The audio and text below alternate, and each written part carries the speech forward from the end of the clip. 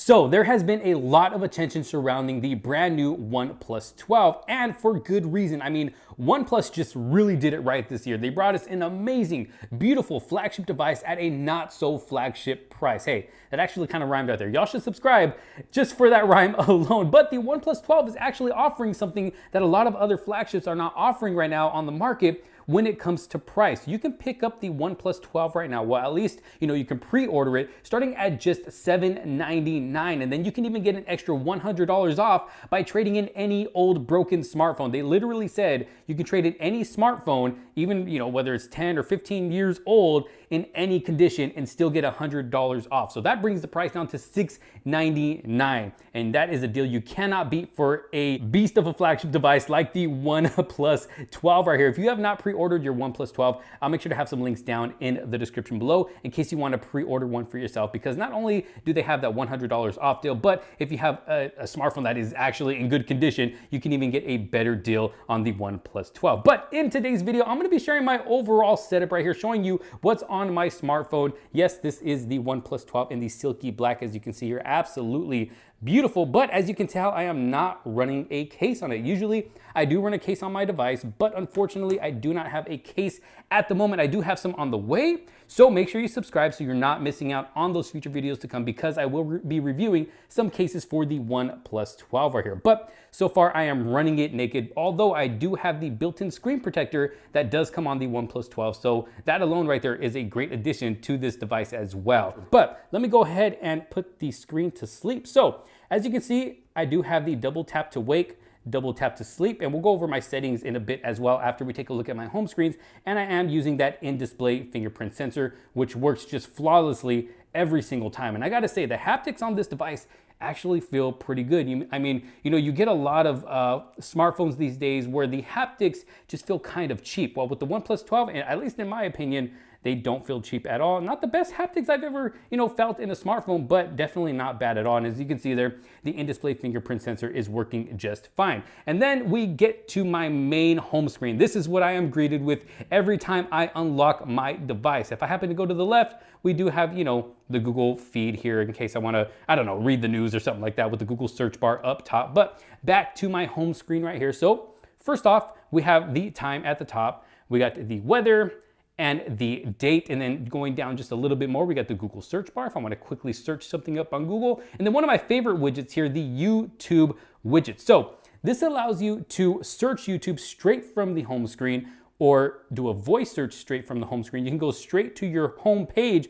on YouTube. You can go straight to Shorts on YouTube and not actually have to go into the app or go into your subscription feed. So very cool app there, and can be very useful. So you don't actually have to go into the YouTube app and then scroll over to subscriptions or Shorts or whatever. You can go to it immediately straight from your home screen. And then below that, as you can see, I got a few folders and then a couple of other apps. So we got Google Meet for when I want to, video call my family or friends. And then we have my social media folder where all I have right now is just X and Snapchat. No, I don't have an Instagram. No, I do not have a Facebook, for all of you asking all the time. But if you do want to follow me on X and Snapchat, I always have my links down in the description below. And then we have my YouTube apps folder where, of course, my YouTube app, we got YouTube Music, and then YouTube Studio. This is what I use to keep up with all my videos, all the comments here on the channel. I try to comment back as much as possible. So if you have not left a comment yet, make sure to leave a comment on this video. Just say what's up, whatever. I will do my best to comment back and just say hi. And then we have Epidemic Sound. This is actually what I use for all of the music here on the channel within my videos. And I'll actually have a special link down in the description below. You can get a free 30-day trial, and you can use this music in all of your YouTube videos for free for those 30 days. And then if you decide you don't end up wanting to use it anymore, you can cancel it before the 30 days are up. And then after those 30 days are over and you happen to cancel, the videos that you've already used them on before will not be copyright striked. But if you continue to use them, of course, signing up for a subscription, all of your videos will be copyright free with the music that they provide. So Epidemic Sound, I can definitely recommend them. And then next to that is my editing apps folder. If you don't know, I edit all of my videos on my smartphone using KineMaster. Whatever smartphone it is I'm using at the time, that's the smartphone that is editing my videos here on the channel. Literally every single video has been edited on a smartphone, and pretty much I would say about 90% of my videos have all been recorded on a smartphone as well, even up to this day. So my YouTube channel is literally all run on a smartphone. So KineMaster is the app that I use to edit my videos. I use Pixar and Lightroom to edit my thumbnails here on the channel.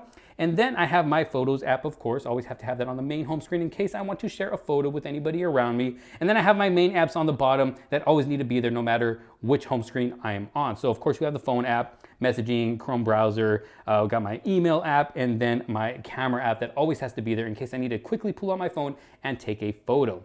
Then going over to the right, as you can see, I got a big calendar widget. It's got to be nice and big so I can see what's going on the next day or during the week or later on in the month. It's just always an app that I love to have on one of my home screens.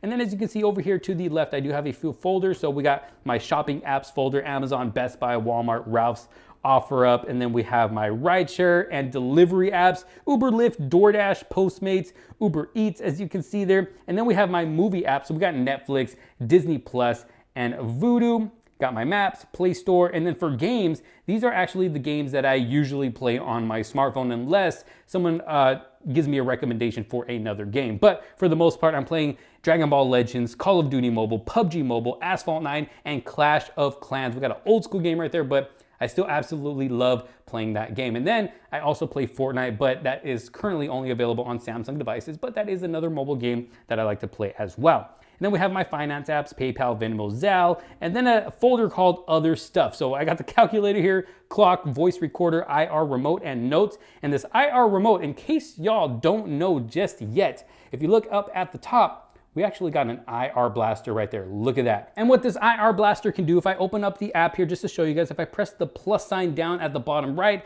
as you can see, we can control things like the cable box, a random TV, any TV, streaming box, a DVD player, projector, air conditioner, fan, lights, camera, AV receiver, air purifier, robot. I mean, there's a lot that you can do here with this AR or IR blaster, I should say. So say you're at a restaurant, they got something playing on one of the TVs there, you don't like what they're watching, so you can actually pull your phone out, kind of set it up from a distance and just change the channel if you want to. I wouldn't tell anybody, but you'll probably freak somebody out and they'll be like, hey, what the heck is going on with our TV here at the restaurant? Or maybe you're out on a trip. You're at the hotel, you got a TV there, you can't find the remote, boom, pull out your OnePlus 12 and boom, you can control the TV straight with that IR blaster right there. So something that just can always come in handy, very, very cool. But that is basically it when it comes to my home screens. I have two main home screens. I like to keep it nice and simple, nice and clean, but in my opinion, I mean, this just helps me to easily get to, you know, every app that I need, and it just works out perfect for me. Now, I do get a lot of questions about my wallpaper. What wallpaper are you using? I get that in a lot of videos, so I'm gonna show you guys. If I scroll all the way down to the bottom,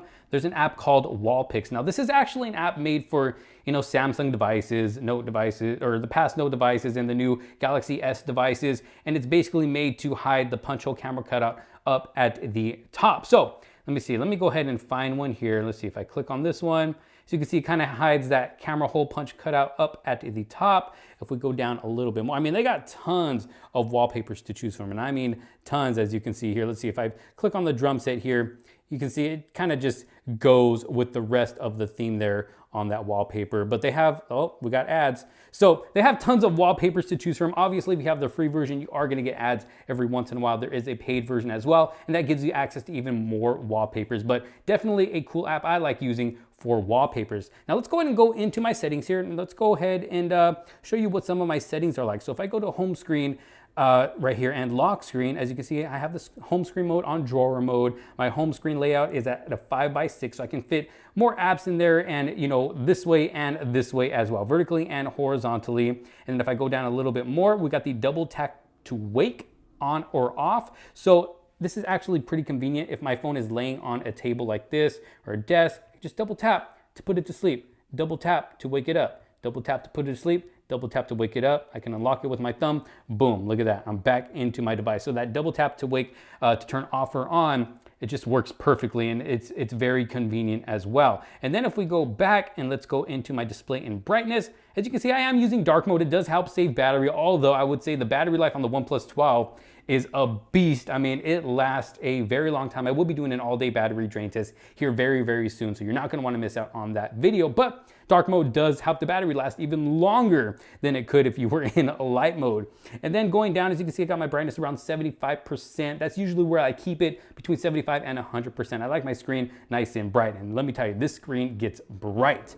Going down a little bit more, as you can see, I do have image sharpener on, video color boost on, auto screen off at 10 minutes. My screen refresh rate is at the highest to take advantage of that 120 hertz of smoothness on this display. I do have the screen resolution at high as well for that super sharp image. And yeah, those are basically my display settings for this device. I mean, so far it has been an amazing device to use. Like I said, for the price that this phone is going for, it's really hard to complain about anything that this device is offering. The OnePlus 12 is really giving you a whole lot for what you're paying for it. So this has been my home screen setup. I hope it was able to help somebody out in maybe customizing your own home screens for your OnePlus 12 to come if you did pre-order it.